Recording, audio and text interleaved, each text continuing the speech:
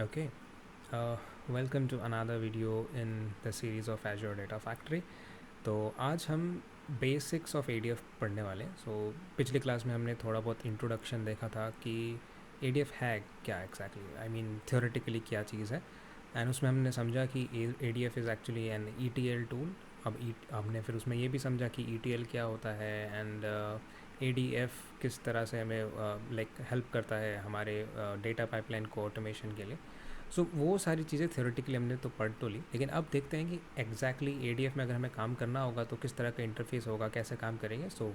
Let's start. इससे पहले कि मैं आपको दिखाऊं कि ADF बनता कैसे है, क्रिएट कैसे होता है, मैं आपको एक एग्जांपल दिखाना चाहता हूँ कि ADF में अगर आप पाइपलाइंस बनाते हैं, डेटा पाइपलाइंस क्या होती है, तो एक छोटा सा आइडिया मिल जाएगा कि इंटरफेस हम किस तरह का हो सकता है या क्या चीज़ एग्जैक्टली है जब हम लोग बोलते हैं डेटा पाइपलाइन है ना. तो वो क्या चीज़ है वो आपको थोड़ी देर में समझ में आ जाएगा. Let's see a quick demo.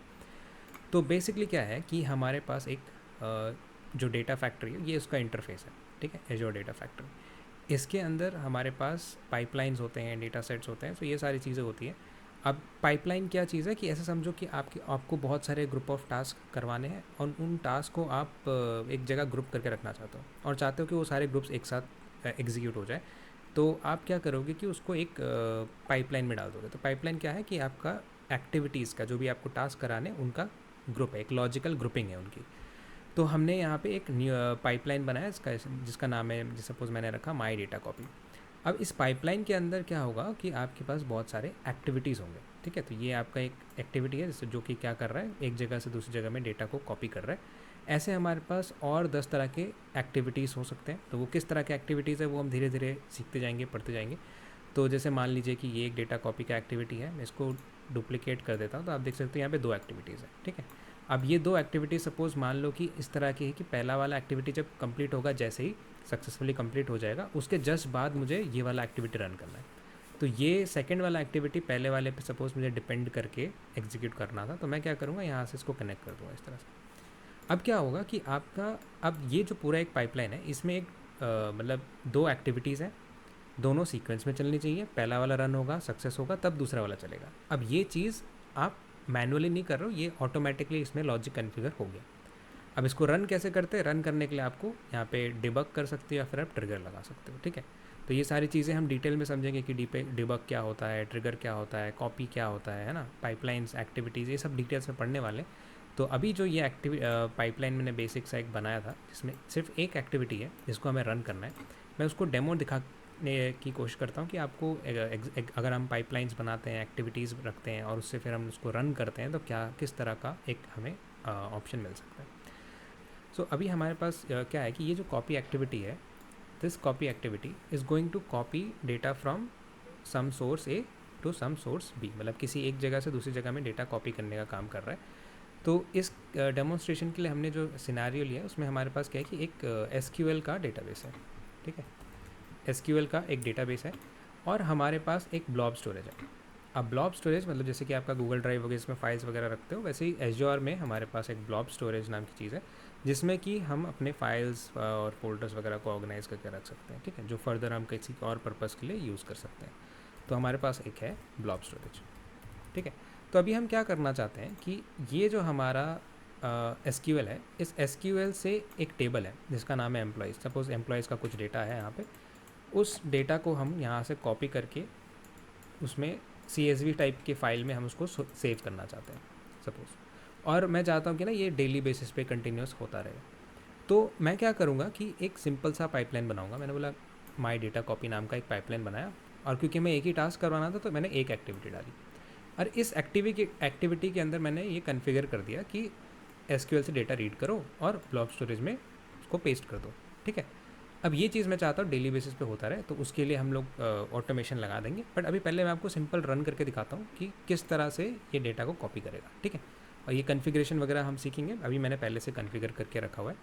तो मैं आपको एग्जाम्पल के लिए, जैसे ये मेरा ब्लॉब स्टोरेज है, यहाँ पे पहले से ये मैंने टेस्ट में रन किया था तो ये फाइल यहाँ पर बनी हुई है. इसको मैं यहाँ पे रिमूव कर देता हूँ पहले.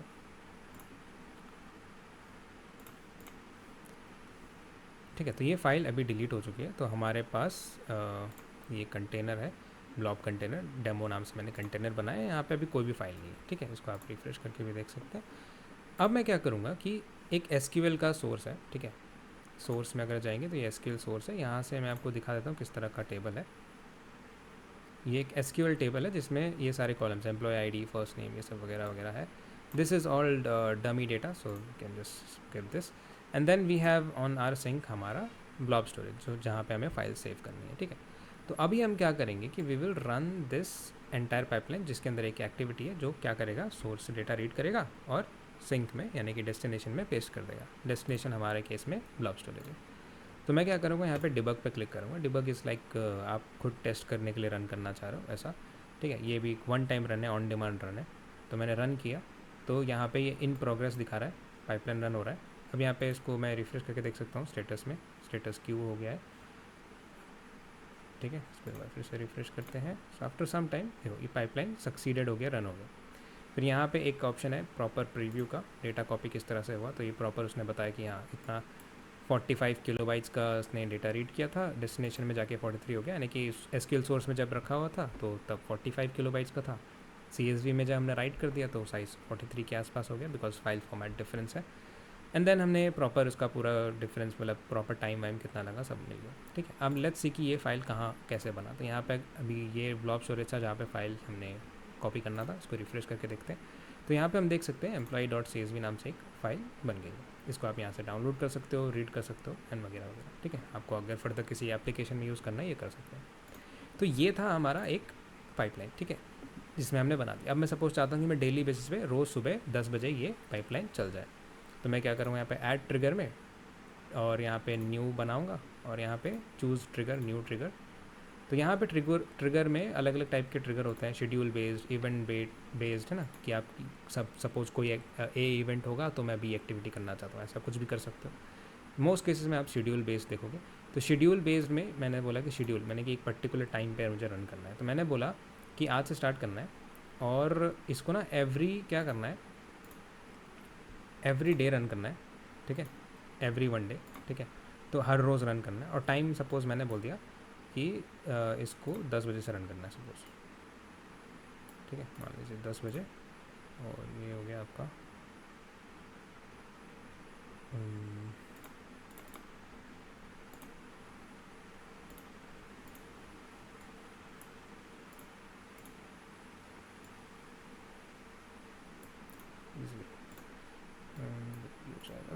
ठीक है। तो ओके कर दिया। तो ये 10 AM पे चलेगा, टाइम जोन आपने बता दिया कि इंडिया के टाइम जोन के हिसाब से। एंड देन इसको यहाँ पे ओके कर देंगे। तो क्या करेगा, एक ट्रिगर बना देगा।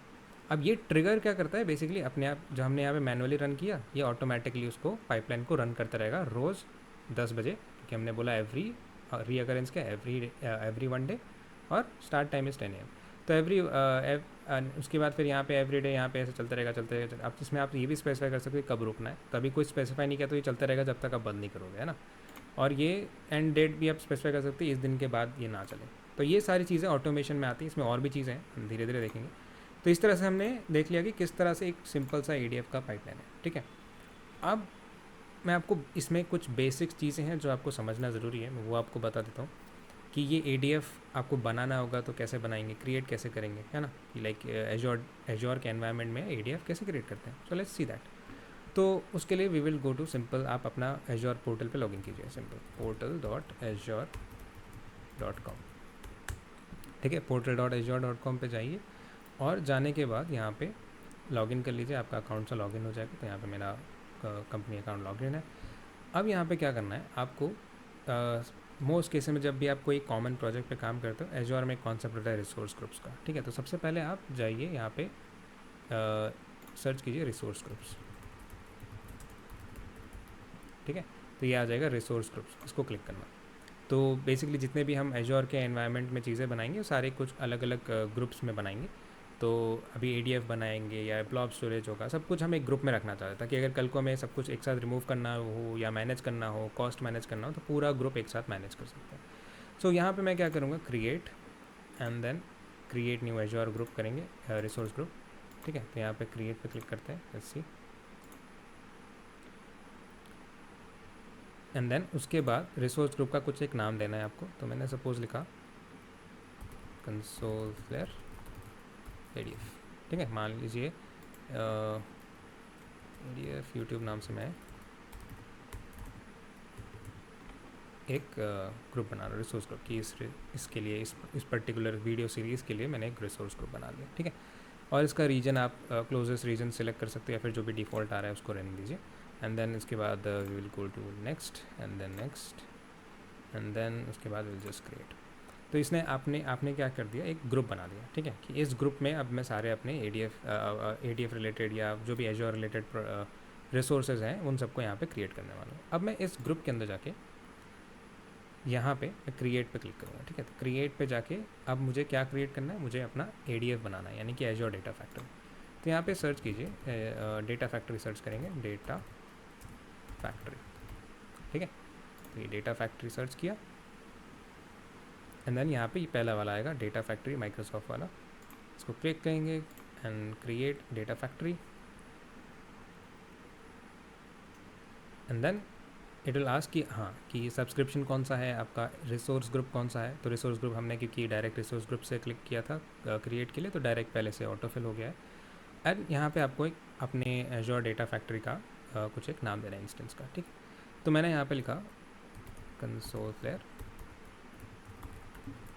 -ADF, ठीक है। मान लीजिए मैंने ये नाम रखा है कंसोल फ्लेयर ADF, तो ये नाम बन गया। रीजन वगैरह पहले से ऐसे ही रहने देंगे। देन नेक्स्ट क्लिक करेंगे। कॉन्फ़िगर गिट लेटर हम बाद में करेंगे, गिट कॉन्फ़िगरेशन अभी नहीं करेंगे।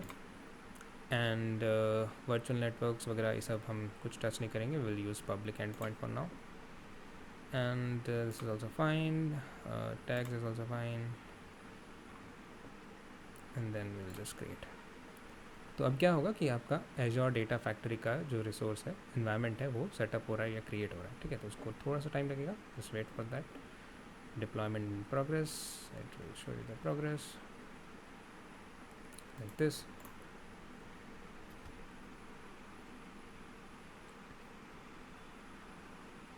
ठीक है, तो ये आपका deployment complete, go to resource आ रहा है।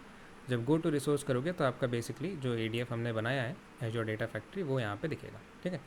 अब इसका जो स्टूडियो है जहाँ पे हम एक्चुअली पे काम करेंगे उसको हम बोलते हैं एजोर डेटा फैक्ट्री स्टूडियो। तो यहाँ पे आपको ऑप्शन मिलेगा लॉन्च स्टूडियो का, ठीक है। तो आप ये लॉन्च स्टूडियो कर सकते हो। अब सपोज़ आप आज आपने काम कर लिया, कल फिर से काम करना है तो कुछ नहीं है, आप अपने पोर्टल पे जब लॉगिन करेंगे तो यहाँ पे आप लेफ़्ट साइड से जाके ऑल रिसोर्सेज में जा सकते हो। तो आपको जितने भी आपने रिसोर्सेज बनाए होंगे सारे यहाँ पे दिखेंगे। एंड देन यहाँ पे आप कीजिए, आपका फ़िल्टर लगाइए यहाँ पे, ठीक है। तो फिल्टर में रिसोर्स ग्रुप ऑल सेलेक्टेड है, यहाँ से ड्रॉप डाउन से जो आपने रिसोर्स ग्रुप बनाया था, ठीक है। तो यहाँ पे मैं रिसोर्स ग्रुप में अपना वाला रिसोर्स ग्रुप सेलेक्ट करूँगा, ठीक है। So let's search, so flare ADF YouTube, this one, ठीक है। तो ये हमने बनाया था ADF यूट्यूब, इसको मैंने सेलेक्ट किया, अप्लाई किया। तो हम देख सकते हैं कि इस ग्रुप में आपके क्या क्या रिसोर्सेज हैं, ठीक है। अभी यहाँ पे रिफ्रेश करते हैं एक बार। Okay, for some reason it's not showing. Let's refresh again.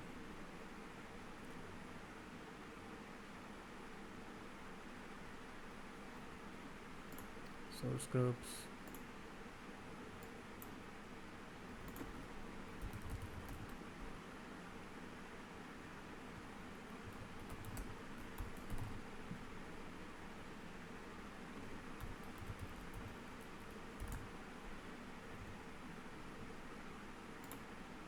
Apply.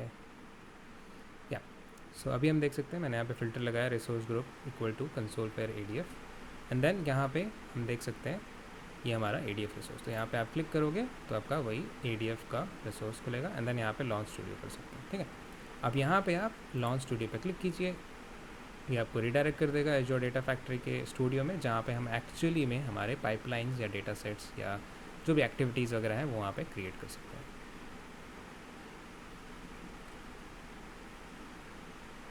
Okay, so this is your console pair ADF, ठीक है। तो यहाँ पे क्रिएट हो गया एंड देन यहाँ पे आप न्यू पे जाके पाइपलाइन डेटा सेट वगैरह बना सकते हो, बट मैं प्रेफर करता हूँ यहाँ पे एक ऑप्शन है ऑथर करके, this is called data factory author.